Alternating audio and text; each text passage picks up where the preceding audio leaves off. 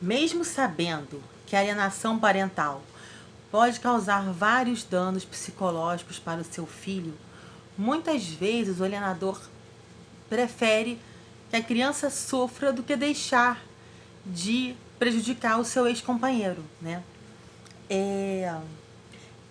A pessoa que se sente magoada, ferida com o término do relacionamento, seja a mãe ou o pai, usa a criança como um instrumento de vingança do seu ex, para prejudicar o seu ex, praticando assim alienação parental. Quem pratica alienação parental pode sofrer várias sanções. Dentre as sanções, a mais bizarra é a perda da guarda do filho, né? Existem várias sanções previstas na Lei de Alienação Parental. Vamos lá. Em 2010, foi sancionada a Lei de Alienação Parental, que é a Lei 12.318 de 2010. E ela prevê algumas sanções para o genitor alienador. Dentre elas, multa. O valor é definido sempre pelo juiz. Advertência, acompanhamento psicológico, institucionalização da criança, perda da guarda do genitor que pratica alienação, como eu acabei de falar, suspensão da autoridade parental. Essa é bem complicada, né? Então, gente, se alguém está pensando em falar mal do seu ex para o seu filho, pensa bem, porque não vai ficar impune, não. Agora tem a Lei de Alienação Parental, vai punir os atos do alienador. E por falar da Lei de Alienação Parental, eu tô aqui tô fazendo propaganda não, tá? Com o ECA, que é o Estatuto da Criança e do Adolescente. Eu vou ler um pouquinho da Lei 12.318 para vocês, para ficar bastante claro. Vamos lá. Artigo 1º. Essa lei dispõe sobre alienação parental. Artigo 2º. Considera-se ato de alienação parental a interferência na formação psicológica da criança ou do adolescente, promovida ou induzida por um dos genitores, pelos avós ou pelos que tenham a criança ou o adolescente sob a sua guarda, autoridade ou vigilância, para que repudie o genitor ou que cause prejuízo ao estabelecimento ou à manutenção de vínculos com este. Tudo isso que eu já expliquei. Qualquer um pode ser o alienador, qualquer um do convívio da criança pode ser alienador, fazendo alienação parental no sentido de prejudicar a relação da criança com o seu outro genitor. Parágrafo único. São formas exemplificativas de alienação parental, além dos atos assim declarados pelo juiz ou constatados na perícia, praticados diretamente ou com auxílio de terceiros. Inciso 1. Realizar campanha de desqualificação da conduta do genitor no exercício da paternidade ou maternidade. Bem claro, né? Inciso 2º. Dificultar o exercício da autoridade parental. Por exemplo, a mãe coloca a criança de castigo. Joãozinho, você tem que ficar 1 semana sem usar o celular porque você fez isso de errado. Aí a criança vai para casa do pai, o pai desautoriza e coloca o celular para a criança brincar. Enfim. Inciso 3º. Dificultar o contato da criança ou adolescente com o genitor. Aquele exemplo que eu dei. O pai liga, a mãe desliga o celular da criança, fala que a criança não tá, fala que a criança está estudando, para não passar a ligação. O pai vem visitar a criança, a mãe leva a criança para um passeio mirabolante. Dificultar o exercício do direito regulamentado de convivência familiar.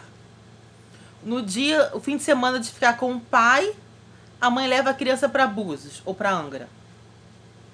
Omitir deliberadamente a genitor informações pessoais relevantes sobre a criança ou adolescente, inclusive escolares, médicas e alterações de endereço.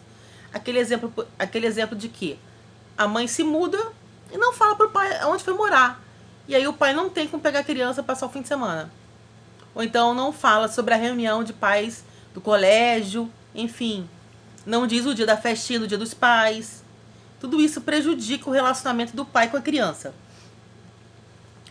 Inciso 6º. Apresentar falsa denúncia contra genitor, contra familiares deste ou contra avós, para obstar ou dificultar a convivência deles com a criança ou adolescente. Como eu falei, imputar que o pai, por exemplo, praticou violência doméstica ou abuso sexual contra a criança, praticar um crime de denunciação caluniosa para não ter a visita, e com isso a mãe pratica alienação parental.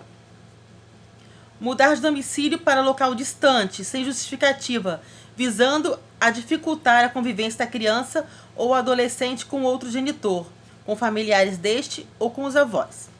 Bem claro, né? Artigo 3º.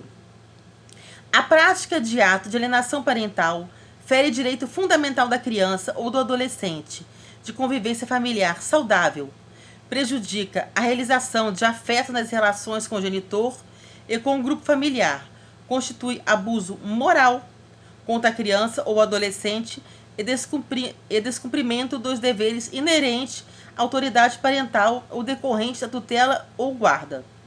Vou pular o artigo 4º, parágrafo único, vamos lá para o artigo 5º. Artigo 5º.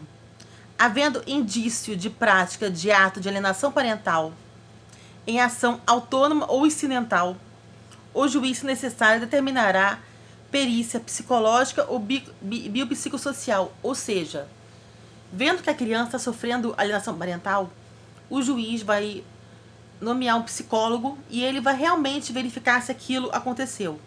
Ou seja, vai conversar com o cônjuge, com a criança, para provar realmente que o pai não era um monstro. Artigo 7º. A atribuição... Estou pulando alguns artigos, senão fica muito cansativo. Eu quero que as coisas fiquem bem claras para vocês. Artigo 7º. A atribuição ou alteração da guarda dar-se-á por preferência ao genitor que viabiliza a efetiva convivência da criança ou adolescente com outro genitor, nas hipóteses em que seja inviável a guarda compartilhada. Porque, como eu falei, na prática, o melhor é a guarda ser compartilhada. Para ambos os cônjuges terem os mesmos direitos, obrigações e deveres em relação à criança. Mas se a guarda for unilateral, vai ser preferível dar a guarda para aquele genitor que não vai obstruir a visita do seu ex-companheiro ou que vai facilitar a criança ter acesso com o seu ex ou com a sua ex, né? Vamos lá. Precisa ficar claro que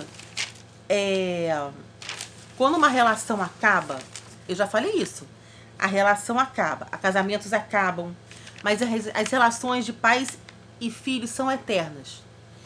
A alienação parental é um problema social, psicológico e jurídico. Ela destrói lares, destrói relações para o resto da vida. É importante ter maturidade na separação e conseguir distinguir você, seu ex e sua criança, para não prejudicar a vida da sua criança, não causar traumas futuros nela e não usar de uma maneira errônea para punir o seu ex. O seu problema é com ele, não com a criança. Então não use a criança ou o adolescente de uma forma errônea para atingir o seu ex-companheiro. Isso é uma coisa muito feia, muito prejudicial às crianças, acarretam vários danos psicológicos, danos para o resto da vida nas suas relações futuras. Então, não pratiquem alienação parental.